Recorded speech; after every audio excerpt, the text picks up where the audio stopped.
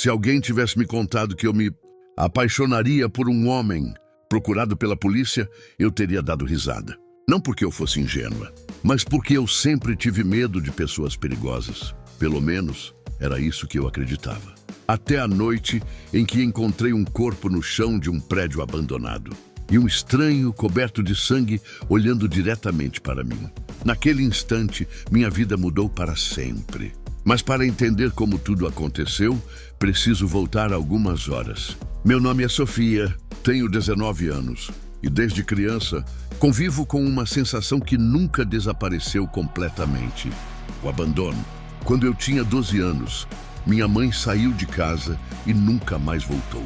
Nenhum bilhete, nenhuma explicação, nenhuma despedida.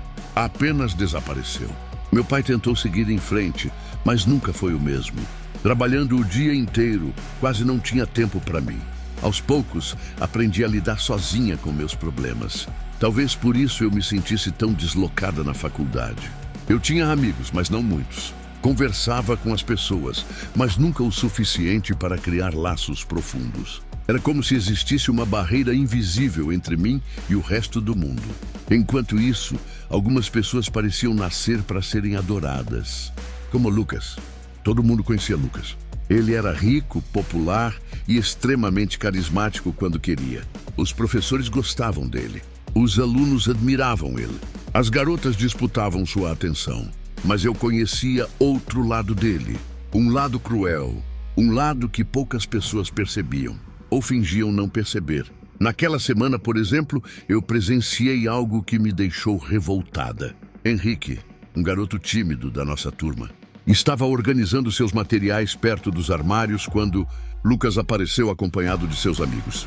"E aí, gênio?" debochou Lucas. Henrique tentou ignorá-lo. Foi um erro. Lucas arrancou sua mochila e virou tudo no chão. Livros, canetas, cadernos, tudo espalhado pelo corredor. As pessoas começaram a rir. Henrique ficou vermelho de vergonha. Tentou recolher suas coisas rapidamente, mas Lucas chutou um dos cadernos para longe. "Ah, corre atrás!" Talvez você consiga recuperar sua dignidade também. Mais risadas. Eu senti raiva, muita raiva, mas permaneci parada. Assim como todos os outros. Aquele foi o problema. Ninguém fazia nada. Lucas continuava humilhando pessoas porque sabia que ninguém o enfrentaria. E ele adorava essa sensação de poder. 2 dias depois aconteceu a festa. Uma enorme festa universitária realizada em uma chácara afastada da cidade. Minha amiga Camila insistiu para que eu fosse. "Você precisa se divertir mais. Vai ser bom." Talvez ela tivesse razão. Talvez eu realmente precisasse sair da rotina. Quando chegamos, o lugar estava lotado. Música alta, luzes coloridas, gente dançando, gente bebendo, gente tentando esquecer os próprios problemas. Por algumas horas consegui me distrair. Conversei, dancei, até sorri algumas vezes. Então percebi um homem me observando. Ele devia ter pouco mais de 20 anos. Estava claramente bêbado. No começo tentei ignorar, mas ele continuou olhando e continuou se aproximando. Primeiro tentou puxar conversa. Depois, colocou a mão na minha cintura. Afastei sua mão imediatamente. "Não!" Ele apenas sorriu. Minutos depois, apareceu novamente. Dessa vez, segurou meu braço, com força. "Calma, eu só quero conversar." "Me solta." "Você está exagerando." Tentei me afastar, mas ele não soltou. Meu coração começou a disparar. Olhei ao redor. Ninguém parecia perceber. Ou talvez ninguém se importasse. Então consegui puxar meu braço com toda a força. E corri. Saí da festa sem olhar para trás. Precisava respirar. Precisava ficar longe daquele lugar. Continuei caminhando pela estrada escura. Sem direção. Sem pensar. Foi assim que avistei o prédio abandonado. Uma construção antiga esquecida, no limite da cidade. As janelas quebradas pareciam olhos vazios, observando a noite. Eu deveria ter ido embora, mas ouvi um grito. Vindo lá de dentro, meu corpo inteiro congelou. Depois ouvi outro, mais fraco, mais desesperado. A curiosidade venceu o medo. Entrei, o corredor estava mergulhado na escuridão. O cheiro de mofo tomava conta do ambiente. Cada passo fazia o piso ranger. Então ouvi uma voz masculina, fria.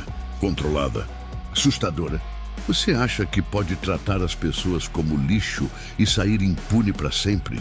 Meu coração acelerou. Segui o som. Virei um corredor e vi um corpo caído no chão, imóvel, sangue espalhado pelo concreto. Ao lado dele estava um rapaz vestido de preto. Jovem, pálido, com os olhos mais intensos que eu já tinha visto. Por alguns segundos, ninguém se moveu. Então ele ergueu a cabeça e me encarou. Foi quando reconheci o corpo. Lucas, o valentão da faculdade. Minha respiração falhou. Eu deveria ter fugido, mas algo me impediu. O estranho permaneceu imóvel, observando minha reação. Você vai gritar? A voz dele era surpreendentemente calma. Balancei a cabeça. Não. Vai chamar a polícia. Novamente balancei a cabeça. Não sabia por quê.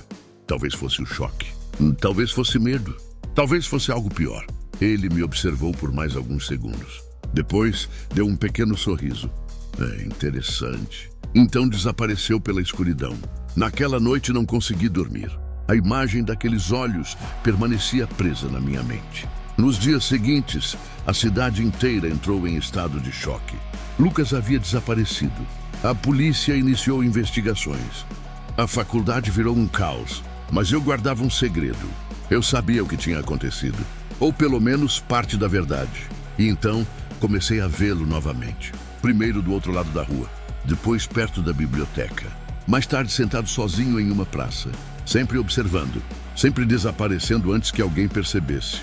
Até que uma noite ele finalmente falou comigo. E seu nome é Sofia. Não era uma pergunta, era uma afirmação. Como você sabe? Ele sorriu. Eu sei muitas coisas. Aquilo deveria ter me assustado, mas não assustou. Conversamos durante horas. Descobri que ele usava o nome Noah, ou pelo menos dizia usar. Nunca falava sobre seu passado, nunca explicava onde morava, nunca revelava detalhes sobre sua vida. Mesmo assim, continuamos nos encontrando. Em lugares abandonados, em ruas vazias, em parques desertos durante a madrugada. Quanto mais conversávamos, mais difícil ficava ficar longe dele. Não parecia entender minhas dores, minhas inseguranças, meu sentimento constante de abandono, e isso me aproximava dele. Mas também existiam sinais perturbadores. Muitos sinais. Ele sempre aparecia quando eu precisava. Sempre. Era impossível. Como se estivesse me observando o tempo inteiro. Uma vez mencionei que um professor estava me tratando injustamente. No dia seguinte, o professor apareceu com o carro completamente destruído. Outra vez contei que um colega estava espalhando boatos sobre mim. Poucos dias depois, ele desapareceu da faculdade. Coincidência? Talvez. Mas no fundo eu já sabia a resposta. Então os desaparecimentos começaram. Pessoas problemáticas. Pessoas violentas.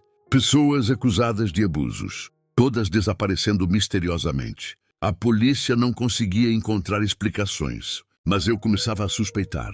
Camila também. Ah, Sofia, tem alguma coisa errada com esse cara. Você nem conhece ele. Não preciso conhecer. Tem algo assustador nele. Eu tentei ignorar, mas as dúvidas cresceram.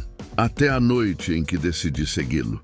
Vi Noah entrando em uma antiga fábrica abandonada. Esperei alguns minutos. Depois entrei. O que encontrei mudou tudo.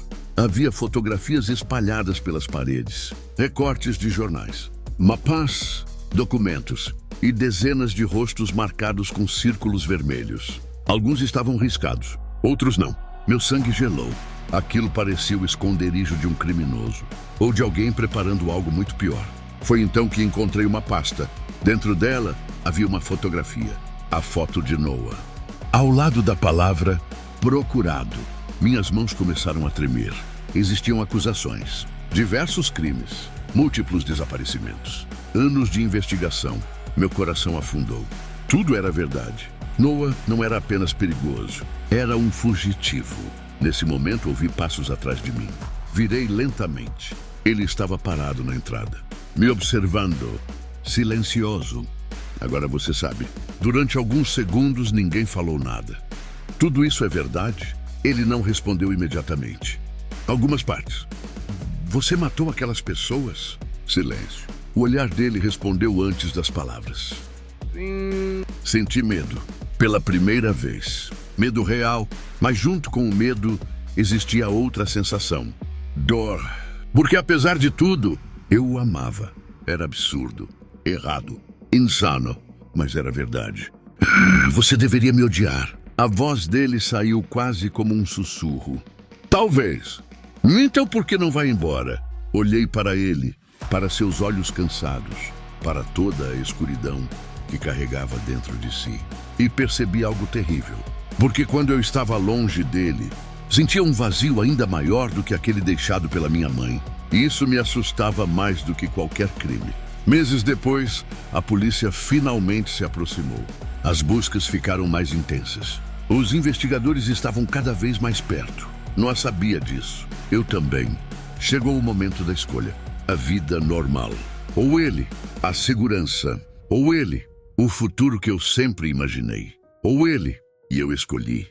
Naquela madrugada deixei tudo para trás. A faculdade, os amigos, a cidade, minha antiga vida. Entrei no carro ao lado dele, sem olhar para trás. Enquanto as luzes da cidade desapareciam no horizonte, Noa segurou minha mão. Pela primeira vez, parecia vulnerável. Quase humano, quase quebrado. Você tem certeza? Olhei pela janela, depois para ele, e sorri. Talvez eu estivesse cometendo o maior erro da minha vida. Talvez estivesse entrando em um caminho sem volta. Talvez a escuridão estivesse me engolindo aos poucos. Mas pela primeira vez em muitos anos, eu não me sentia abandonada. Isso era mais perigoso do que qualquer monstro escondido nas sombras. Porque monstros podem ser derrotados, mas um coração apaixonado, nem sempre.